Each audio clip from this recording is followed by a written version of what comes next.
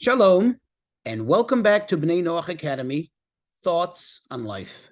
Please remember to hit the like button, to subscribe, and most importantly, to share this insight and inspiration with friends and family. So, on a very recent class titled Talk It to a Stone, there was a very intriguing comment by Bob, devoted listener. And he writes as follows: "This insight is appreciated, Rabbi. I hope to learn with you in the world to come," in capital letters, the world to come. May that day come soon. So the truth is, I have to share with you, my initial reaction was, why? Why do you say that? And then I thought it over again and I said, oh, he must have meant that. Let me explain. This is an opportunity to learn. Every good question, every question is a good question, and every good question is an opportunity to learn something new. So, typically in Talmudical discussions, which includes the Midrash and all the sources related to the Talmud and Jewish law, whenever we say the term "the world to come," quote, "the world to come," there actually can be one of two meanings. Either it means the world to come, which means in terms of what happens in the afterlife, like in the sense of, heaven, the God forbid, the punishment phase or whatever it is, or we call it the cleansing phase till one gets to heaven, right? And then there is the world to come, literally what's going to be after, at the end of days, when the Mashiach arrives and the world will finally be in its utopian time era. So I didn't know what he meant. And the initial thought was, the world to come, you want to study the world to come. Why would you want your life to end so soon? I don't know why that was my initial understanding. And therefore, that was my reaction. And let me explain what my reaction was based on. Sometimes people say, oh, now they're in heaven. There are certain groups, without naming them, that at least their followers, they haven't believed that, quote, being dead and being in heaven is better than being alive down here. And if you say, oh, they're in a better place now. Now they're, in heaven. Now they're in a better place. Well, the way we look at it from a Torah perspective, true, it's a great place to be. I understand that it's so good that no one has ever come back to complain. Now, that was just a joke.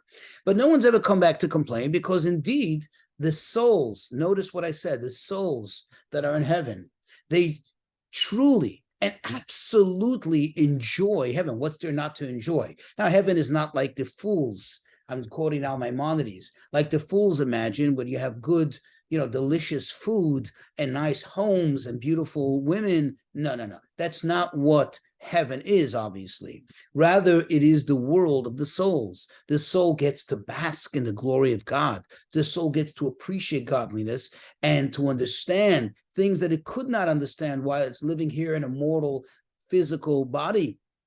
It's limited. It cannot see, it cannot hear, it cannot appreciate the things that it can while it's up there in heaven.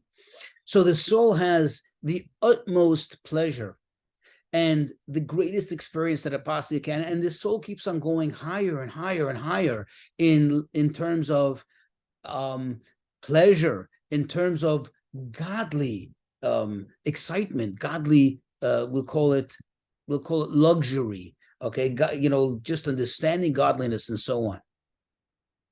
However, that is not the ultimate.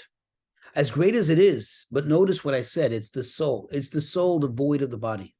In fact, the Talmudical sages tell us in the tractate that's called Pirkei Avot, which means, literally it's translated Ethics of the Fathers. And it says there that one moment in this world, having body and soul together, performing a commandment of God, fulfillment of God's commandment in any way, whether big or small, is greater than thousands of years, than all of the life, so to speak, in the world to come, in this sense, meaning in Gan Eden, in heaven. You see, because over there, as great as it is, as enjoyable as it is, but you don't get to actually bring godliness into the world. You're just enjoying yourself. It's like being on vacation. You're not generating anything. You're not being productive. And the ultimate pleasure for the soul is when it could be productive in this world. It may not seem like a pleasure. It may not look like a pleasure, but it is the ultimate pleasure when the soul is in the body and it can perform it could fulfill God's will and perform acts of kindness and graciousness and benevolence towards other human beings, towards making the world a better place.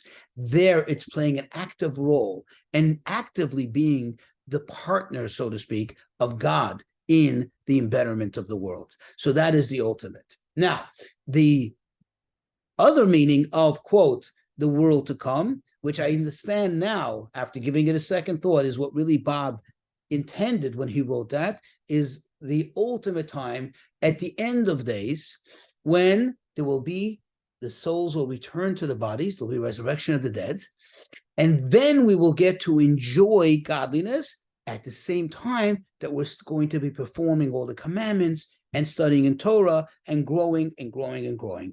But I do have to give you this caveat that still, although it's going to be, like I said, body and soul together, so it's not like what heaven is now, but still, at the same rate, it's now we live in an ultimate sense, in a more ultimate stage of devotion to God, of being able to generate good, of being able to be productive, as I said, as I stated before, productive I put into quotations, versus what's going to be in the world to come, in this utopian era that will be after the Mashiach comes, after the redemption.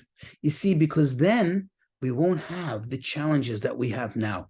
Then we will not be challenged by the evil inclination, because as God promises, the evil inclination will be, quote, slaughtered. He'll be eradicated. There won't be anything challenging us. The only challenge perhaps we may have then is how we elevate ourselves more and more and more and continuously strive to go higher and higher within the positive realm, within the spiritual realm. But we won't be pulled down by temptations, by distractions of our physical needs, of our material wants or temptations.